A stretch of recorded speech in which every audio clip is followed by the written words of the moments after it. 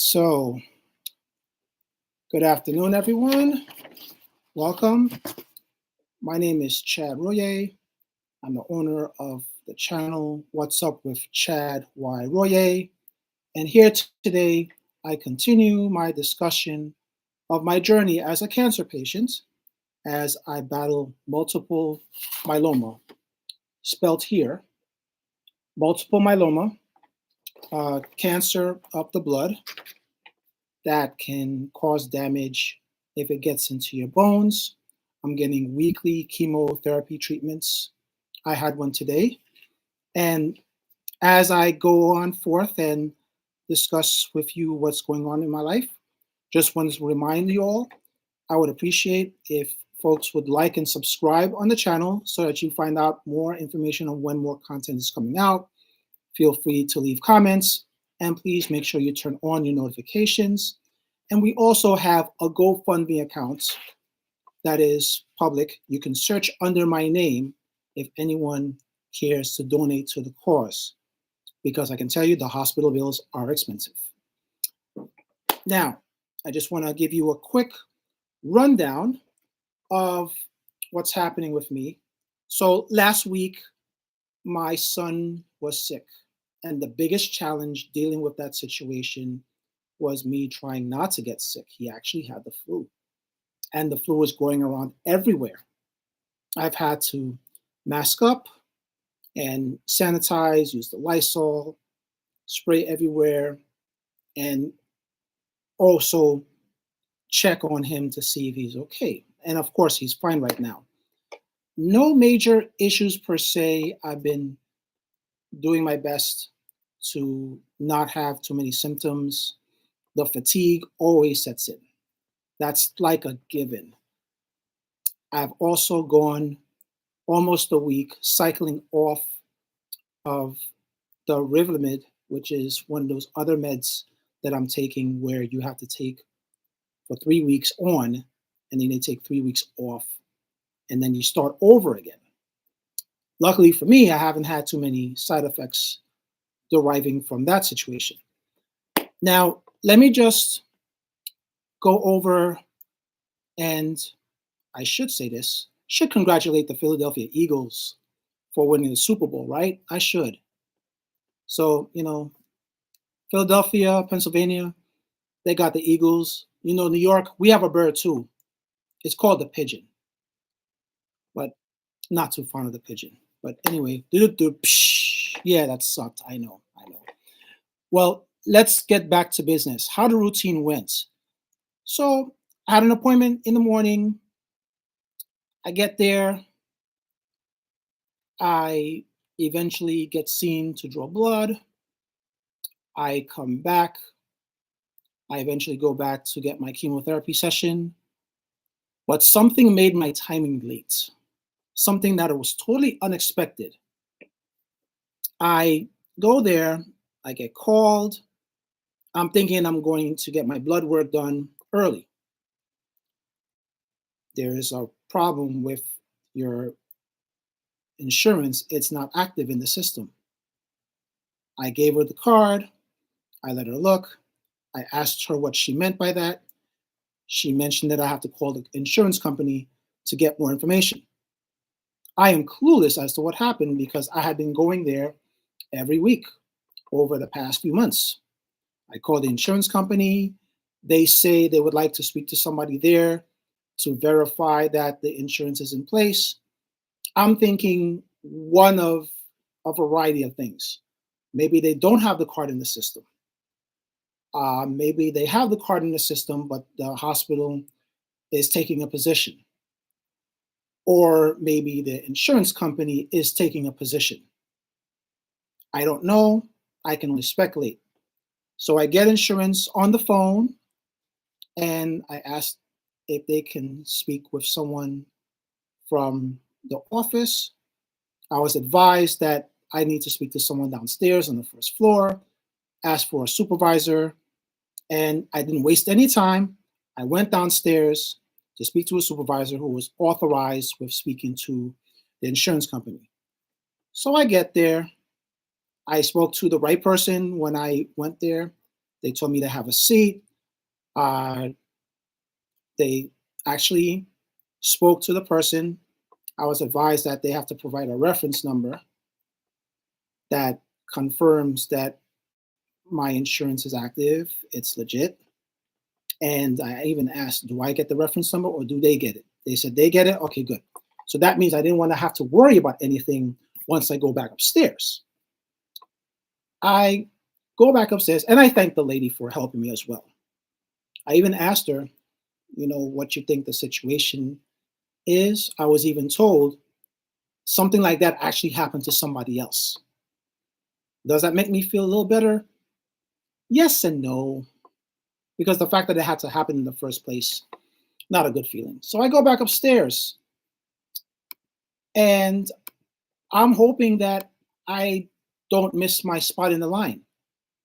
Unbeknownst to me, my name was called while I was downstairs. But when I went back upstairs, I let somebody know at the front that I am back and I will be waiting to get called to get the blood drawn.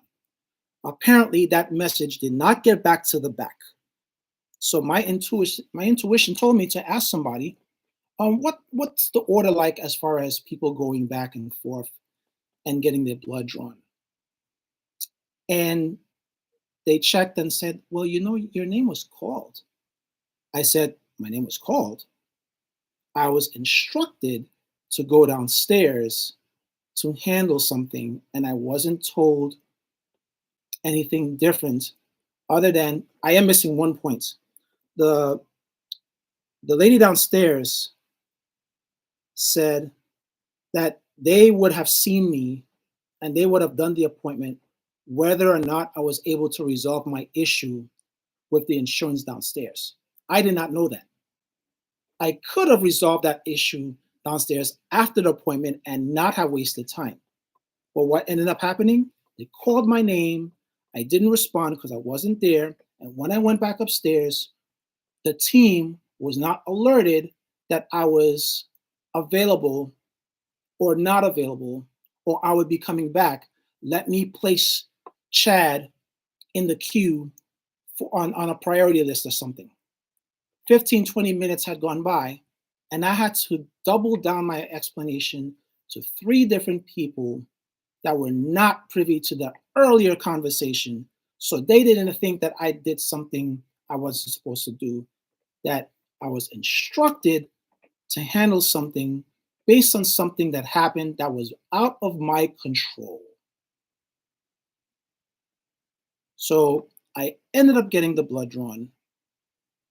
I go back, I wait. They eventually call me to do the rest of the chemo. I got the big shot, which was the Dara. I got the little shot that was the Velcade. Did it hurt? Not as much. I wasn't upset, but I wasn't happy either. And I guess with that combination, I just wanted the stuff to get done so I could leave and not waste any further time. But it was something, in my opinion, that could have been prevented, and I just made up a word.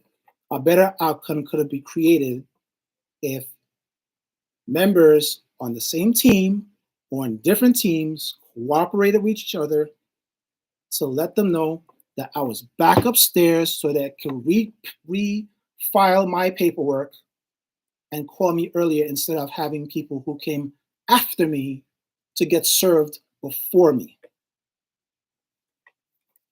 It worked out. And I could point the finger at the people at the front desk. I can point the finger at the nurse.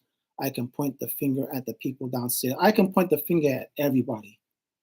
But I'm the one that's getting the service done. And they work there, they go home, and their reality is their reality. Didn't make sense to point the finger or to speculate, but rather it was an opportunity where something could have been handled differently so that somebody in a far worse condition than I am wouldn't have had to deal with. So yeah, So my insurance is active, not active as previously mentioned. In fact, they had another card in the system, which I found strange because we have updated the card before the beginning of the year, not once, but twice. And I was under the impression that the information is there and everyone can see it, but apparently not.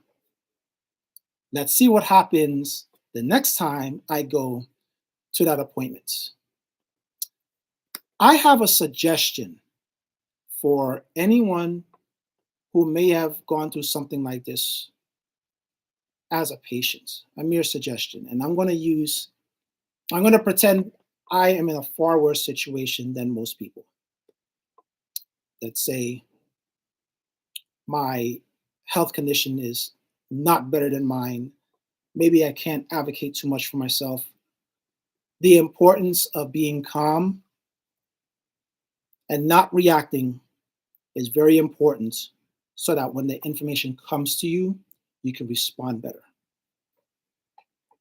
The importance of having to write stuff down that people told you so that when someone else asks you the question, that's going to be very helpful. It can be you or it could be a caretaker that's with you.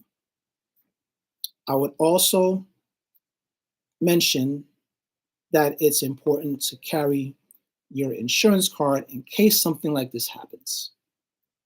I think the insurance card, me carrying it, made things easier because it's right in front of their face. I would also suggest not to yell at anyone, not to scream, not to cause a tantrum. It could have been an honest mistake. It could have been something out of their control, and we didn't know. Could have been a system bug. It could have been the hospital taking a position. It could have been the insurance company taking a position. We don't know. You want to act on those things right away.